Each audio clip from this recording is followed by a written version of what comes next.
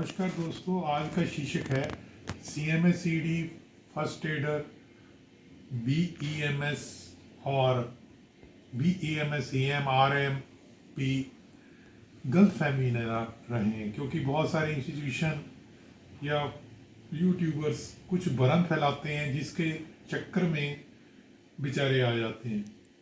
तो main purpose होता है उनका कि ज़्यादा से ज़्यादा स्टूडेंट को इनरोल करना, और कुछ यूनिवर्सिटीज़ जो कि ऑनलाइन CMSEDs दे रही हैं, जैसे नॉन यूनिवर्सिटीज़ की बात की तो यूनिवर्सिटीज़ दे रही हैं, और वो उनके जो फ्रेंचाइजी पार्टनर हैं, वैसे तो बहुत बड़ी जजमेंट आई थी कि यूनिवर्सिटीज़ अपना सेंटर खोल ही नहीं सकती, तो सेंटर स्टडी सेंटर की भी एक मर्यादा होती है।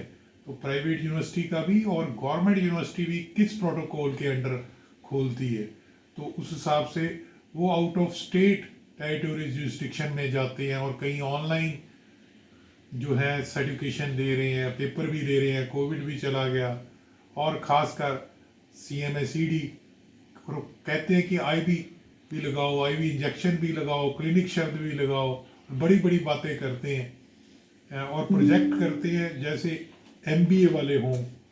तो मैं कहना नहीं चाहता, क्योंकि MBA वालों को, BBA वालों को कोई चीज़ बतानी है तो सेहत से तो खिलवाड़ ना हुई, अगर कोई गलत बात भी बता दी ठीक है,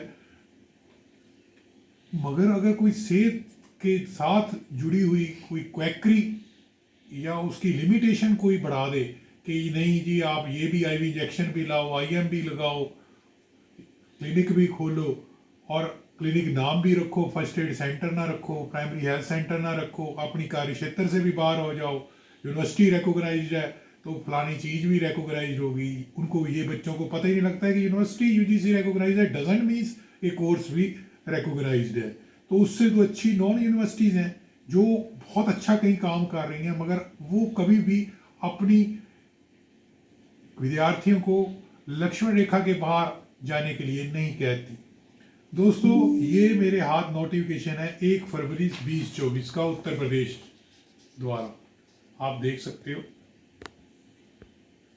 1 फरवरी 2024। आज है 7 तारीख, यानी कि 6 दिन पहला। लीना जोरी जी प्रमुख सचिव हैं उत्तर प्रदेश शासन। मैं पढ़ के सुनाता हूँ कि आयुष के कैंडिडेट जो क्वालिफाइड हैं, जिनका पंजीकरण जैसे मान लीजिए BAMS है तो उनका आयुर्वेदिक विभाग में पंजीकरण हुआ होता है, तो उनकी हर टाइम एसोसिएशन प्रोटेस्ट करती थी। जेन्युइन बात थी, वो बहुत अच्छी बात थी कि हमें CMO प्रताड़ित करता है कि ये फलानी फलानी एलोपैथी दवा BMS वाले आयुर्वेदाचार्य जो नीट बेस्ड है, मैं BMS AM वाली बात नहीं कर रहा, वो तो कहीं खड़ती ही नहीं है BMS वालों के आगे, BMS AM। तो CMO छापा मारता था अगर कोई कंप्लेंट होती थी। CMO कौन होते हैं? CMO अधिकारी जी वो एलोपैथी से जुड़े होते हैं, तो उनको लगता था कि जस्टिस नहीं होता अगर हमारे अगेंस्ट कंप्लेंट आती है। किसके अगेंस्ट? किसी आयुर्वेद आचार्य यानी कि BAMS bachelor Ayurvedic medicine surgery. तो उनकी कोशिश थी कि अगर कोई पेशेंट या कोई और करता है तो नेचुरली कोई हमारा अपना हो आयुर्वेदिक डिपार्टमेंट से या आयुष अधिकारी से। तो इसमें साफ लिखा है इस नोटिफिकेशन में कि उत्तर प्रदेश शासन की अधिसूचना संख्या 3223 2015 9 अक्टूबर 2015 को कुछ चीजें अलाउड की गई, कुछ दवाई अंग्रेजी आपातकालीन अवस्था में, उसमें IV इंजेक्शन नहीं है। अब CMSED की संस्थाएं, BMS की संस्थाएं CMS करा के ये कह देती हैं IV भी लगाओ, जो मर्जी लगाओ, पानी भी लगाओ। अगर इतना पढ़ा लिखा BMS BUMS नहीं लगा सकता एक उत्तर प्रदेश शासन में योगी जी के अंडर, तो CMSED BMS किस बात की मूली है भाई? गलत इंफॉर्मेशन नहीं फैलानी चाहिए। तो वर्णित औषधियों का प्रयोग करने अथवा ना किए जाने वाले कार्यों करने की स्थिति में आयुर्वेदिक चिकित्सा पद्धति एवं यूनानी चिकित्सा पद्धति पंजीकृत चिकित्सकों के विरुद्ध प्राप्त शिकायतों की जांच एवं उनके विरुद्ध कार्रवाई किए जाने हेतु जांच समिति गठित की गई है। तो जांच संबंधी में, क्योंकि वो नोटिफिकेशन भी मैं दिखाऊंगा आपको कि उनको कुछ एलोपैथी दवाओं की इजाज़त है आपातकालीन अवस्था में, उनकी भी रिस्ट्रिक्शंस हैं, ये नहीं कि सभी। अच्छा जी, तो उस आयुर्वेदिक में कौन है, जनपद के अधिकारी, जो जनपद होगा उनके अधिकारी वो अध्यक्ष होंगे, 4 मेंबर कमेटी होगी, क्षेत्रीय आयुर्वेदिक या यूनानी अधिकारी सदस्य होंगे, सचिव होंगे, सेक्रेटरी होंगे। आप ये चीज पे गौर कीजिए। और संबंधित तहसील के उप अधिकारी वो मेंबर होंगे, सदस्य होंगे। और नंबर 4, अन्य जनपदीय अधिकारी जिलाधिकारी द्वारा नॉमिनेट किए जाएंगे, सदस्य होंगे। तो अगर कोई कंप्लेंट आयुष डिपार्टमेंट में पंजीकृत बीएमएस के द्वारा ऊपर हो जाती है, तो यूपी में, उत्तर प्रदेश में, मैं छत्तीसगढ़ की बात नहीं कर रहा, मैं महाराष्ट्र की नहीं कर रहा, मैं हरियाणा की नहीं कर रहा, तो ये नोटिफिकेशन जारी हुआ है। तो 4 मेंबर कमेटी छापा मार सकती है कि ये सच्चाई है कि नहीं। क्या सच्चाई है क्या नहीं मैं आपको दिखाता हूं।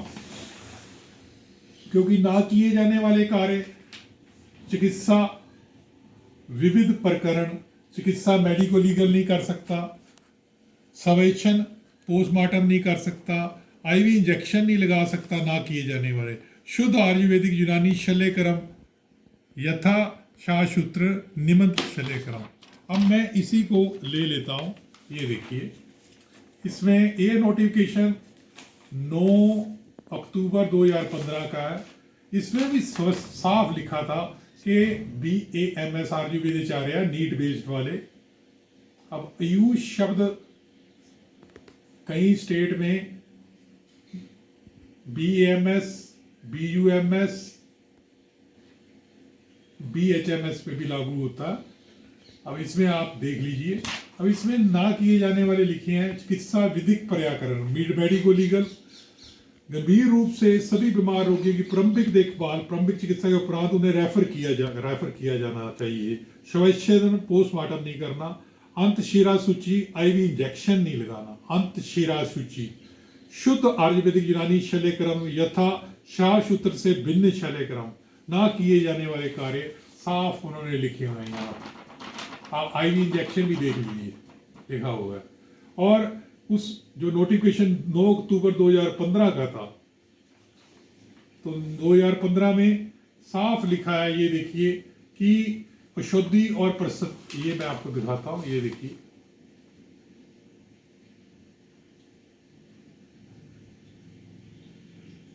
शायद आप देख सकते होंगे, मैं पढ़ के भी सुना देता हूं। इसमें लिखा है औषधि और प्रस्थान सामग्री अधिनियम 1940, शायद ड्रग एंड कॉस्मेटिक एक्ट ही कहते हैं इसको।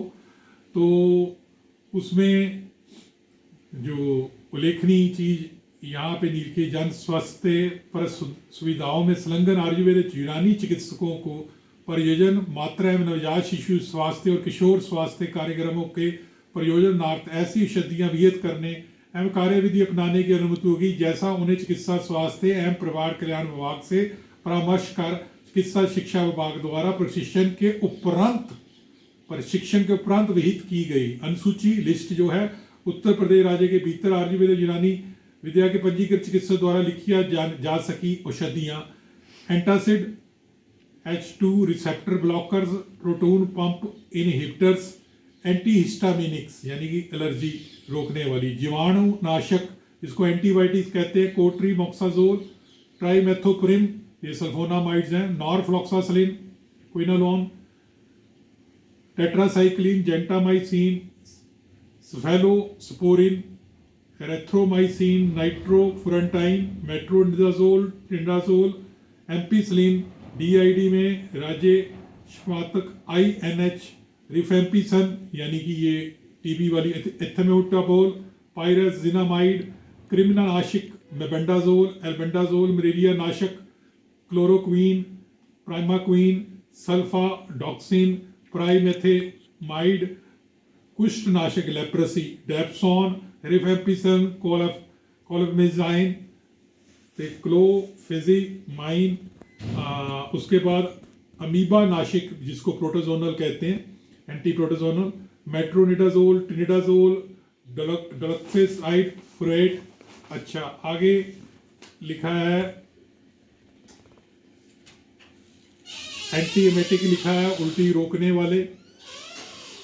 डाइक्लोसाइक्लोमीन लिखा है, एंटीवायरल लिखा है। और हिंदी थोड़ी सी मेरी कमज़ोर है। लेग्जेटिव लिखा है जो कि जलाब। ओरल रिहाइड्रेशन ORS लिखा है। हेमनेटिक्स एंड विटामिन लिखे हैं। Bronchodilator salbutamol, theophylline, aminophylline. कफ निसारक एक्सपेक्टोरेंट जो रेशा बाहर निकालता है। मौखिक गर्भ निरोधक गोली, ओरल कंट्रासेप्टिव, जेंशियन वायरस नीली दवाई solution, miconazole cream, vitamin A liquid, vitamin B complex, folic acid tablet यानी कि अगर कोई एनीमिया हो, और जाइलोकेन लोकल, और मिथाइल अर्गोमेट्रिन टैबलेट।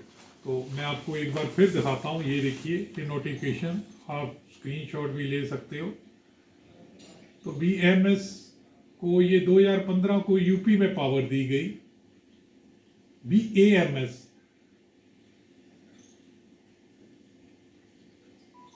शायद आप देख चुके होंगे।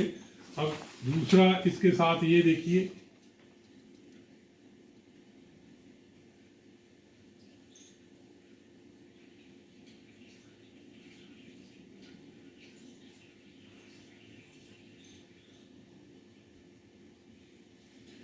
तो इससे सिद्ध होता है कि अगर हम नंबर 1 पे MBBS रख लें तो वो, ये देखिए मैं इतनी बड़ी बाजू कर ली, डिस्क्रिमिनेशन नहीं कर रहा। जनरल प्रैक्टिशनर के तौर पे एक MBBS काम करता है। अगर उसके पास कोई बंदा प्रोस्टेट की प्रॉब्लम लेके आ जाए, प्रोस्टेट में खून आ रहा है प्रोस्टेट की वजह से, तो वो इसको रेफर करेगा, इसको यूरोलॉजी को। वो प्रोटोकॉल है उनका। MBBS वाला कोशिश नहीं करेगा, वो जनरल प्रैक्टिशनर है, हालांकि वो मेडिसिन सर्जरी उसने भी पढ़ी हुई है, मगर प्रोटोकॉल के पीछे चलता है। और ये नहीं हो सकता कि यूरोलॉजी की दवाएं एक स्किन स्पेशलिस्ट लिख दे, उसके पास कोई पेशाब वाली प्रॉब्लम वाला है, प्रोटोकॉल के मुताबिक वो कभी भी उसको दवा नहीं देगा, वो रेफर करेगा कि यूरोलॉजी वाले के पास चले जाओ। किसी के पीठ में दर्द होता है, ऑर्थो वाले के पास आया, उसको शक पड़ा कि किडनी का दर्द ना हो, तो वो उसको यूरोलॉजिस्ट के पास भेजता है। अब मैं ये करता हूँ, ये नीट के आधार पे मैं ये बाजू ऊंची की मैंने MBBS। उसके बाद आते हैं BAMS नीट के आधार पे जिसका स्कोर कम होता है, MBBS को सीटें हो गई, फिर BMS की बात है। ये सारी चीज़ें BMS की। अगर पूरी आयुष को ले तो इसमें सिद्धा भी आ गया, BUMS भी आ गया आयुष में, ठीक है जी। तो पहले मैंने MBBS कहा, फिर मैंने BMS कहा, फिर BUMS यूनानी, फिर सिद्धा, और MBBS के बाद मैं BDS का भी कहूँगा, क्योंकि BDS में भी एलोपैथी यूज होती है। एलोपैथी यूज होती है तभी तो एक्सट्रैक्शन होती है। तो उसकी प्रोस्थोडोंटिक्स है, ऑर्थोडोंटिक्स ब्रांच है, पेरियोडोंटिक्स ब्रांच है, स्पेशलाइजेशन है। वहाँ कोई आयुर्वेदिक तो नहीं यूज़ करते, हाँ क्लव ऑयल यूज़ करते हैं, मगर जो सुन्न करने वाली दवा है और एक्सट्रैक्शन करने वाली है, और बड़ी प्रोसीजर्स हैं, हेड एंड नेक पूरा पढ़ाया जाता है BDS में, तो वो बात हो गई। तो किसी के अगेंस्ट डिस्क्रिमिनेशन नहीं है। अब CMSCD कहाँ है, या BMS इनके लेवल पे उसके कंपेरेबल कहाँ है, आप खुद समझ सकते हो, क्योंकि वो नीट बेस्ड नहीं है। एक RMP कहाँ है, वो नीट बेस्ड नहीं है, क्योंकि उसने कोई नीट का पेपर नहीं दिया। उनके पेपर रेगुलर उन जैसी पढ़ाई नहीं की, जैसे क्लिनिकल और प्री क्लिनिकल थ्योरी, थ्योरेटिकल्स और सारे जो वार्ड में ड्यूटी नहीं की उस तरह। तो उस हिसाब से आप अंदाज़ा लगा सकते हो कि कोई संस्था या कोई बच्चा दूसरे को कहता है कि तुम ये कोर्स करो, IV इंजेक्शन भी लगाओ, ड्रिप भी लगाओ, पानी भी लगाओ, तो किसी के सेहत के साथ खिलवाड़ होगा, चाहे यूनिवर्सिटी हो चाहे नॉन यूनिवर्सिटी हो। तो आपके सामने मैं दोबारा रिपीट करता हूँ, उत्तर प्रदेश शासन ने ये क्यों निकाला, तो उनके लिए भी कोई कोड ऑफ कंडक्ट है। MBBS के ऊपर भी नेशनल मेडिकल कमीशन है, और आयुर्वेदिक और BUMS यूनानी के ऊपर भी कोई अथॉरिटी है, तो CMSED वाला ये सोचे या BMS वाला मेरे ऊपर कोई अथॉरिटी ही नहीं है, तो मैं जो चाहूँ वो करूँ, तो वो गलत बात होगी। वो प्राथमिक उपचार के दायरे में ही रहे। अब मैं आपको दोबारा दिखा रहा हूँ ये 2015 वाला नोटिस, क्योंकि बहुत सारे CMSED BS वाले सोचते हैं लिस्ट दे देता है उनको कोई कॉलेज संस्था, और वो लिस्ट में शेड्यूल एच ड्रग्स ही होती हैं। यार BAMS वाला अगर यूपी में ये दवाएं यूज़ कर लगी, आपातकालीन में यूज़ कर सकता है, तो आप उसको भी एक्सीड कर गए, फिर तो आप MBBS हो गए। अच्छा लगा लाइक करना, सब्सक्राइब करना, शेयर करना। याद रखिए कार में 3 चीज़ें होती हैं, ABC। A for accelerator, B for brake and C for clutch. ABC। और CMSED या RMP या BAMS अल्टरनेटिव मेडिसिन ब्रैकेट में जो लिखते हैं, जहाँ से भी करते हैं, वो अपने आप को BMS आर्युवेदाचार्य के बराबर समझते हैं, तो ये भूल जाएं कि BMS AM अपने आप में सही मायने में कोर्स नहीं है। अल्टरनेटिव मेडिसिन BMS की नॉमेनक्लेचर वाला, वो कोई आयुर्वेदिक आचार्य या BMS आयुर्वेदिक आचार्य 5.5 के बराबर नहीं हो सकता। ठीक है, उनको भी अपनी कार्य क्षेत्र में रहना चाहिए, खासकर CMSED BEMS इलेक्ट्रोहोम्योपैथी और RMP को, ताकि उनको भी ये वीडियो दिखाने का ये पर्पस था कि अगर आपसे अपस्टेयर, यानी कि अगर मान लीजिए घर में पेरेंट्स हैं, मदर है, फादर है, उनको वो भी अपने आपके ग्रैंडफादर ग्रैंड मदर को जवाब दें हैं, जैसे हमारे फादर और पेरेंट्स अगर वो जवाब दें हैं, तो बच्चा ये सोचे कि मैं तो जवाब दे ही नहीं हूँ, तो गलत बात होगी। ठीक है जी, अच्छा लगा लाइक करना, सब्सक्राइब करना, शेयर करना, और फ़ोन मत कीजिए, व्हाट्सएप कीजिए अगर आपको कोई भी जानकारी चाहिए। 9872468540 व्हाट्सएप भी 9 to 5 वर्किंग डे पे कीजिए, क्योंकि व्हाट्सएप में हर बंदे का जवाब नहीं दिया जा सकता। अगर 500 क्वेरीज आती है तो 500 का एक दिन में नहीं दिया जा सकता।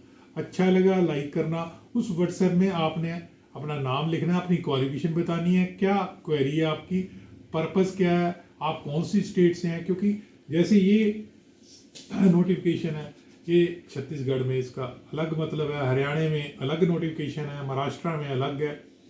ठीक है जी, तो ऐसे ही हर चीज़ state to state, select to state laws under super specially supervision होती है। अच्छा लगा लाइक करना, सब्सक्राइब करना, शेयर करना। धन्यवाद।